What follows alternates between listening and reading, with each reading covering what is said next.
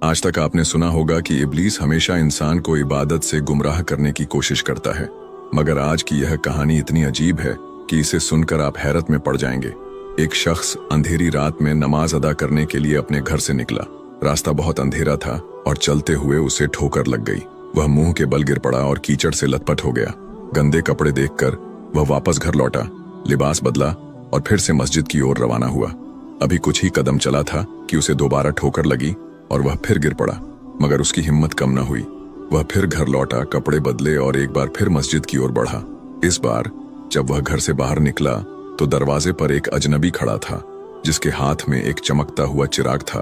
अजनबी चुपचाप उसके आगे आगे मस्जिद की तरफ चल पड़ा। चिराग की रोशनी में इस बार रास्ता साफ नजर आ रहा था और वह बिना किसी मुश्किल के मस्जिद पहुंच गया। मस्जिद के दरवाजे पर वह अजनबी ठहर गया और नमाजी अंदर चला गया।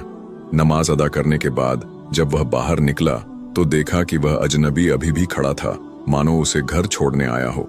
नमाजी को अजनबी पर शक हुआ और उसने उससे पूछा, आप कौन हैं? अजनबी ने जवाब दिया, मैं इब्लीस हूँ। यह सुनकर नमाजी हैरान रह गया और बोला, शैतान मुझे मस्जिद तक कैसे छोड़ने आया? तेरा काम तो लोगों को गुमराह करना है। इब्लीस हंसते हुए बोला, जब पहली बार तू गिरा तो अल्लाह ने तेरे सारे गुनाह माफ कर दिए। जब दूसरी बार गिरा तो अल्लाह ने तेरे पूरे खानदान को बख्श दिया।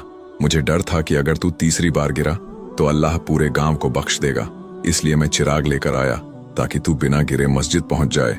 यह सुनकर नमाजी की आंखों में आंसू आ गए।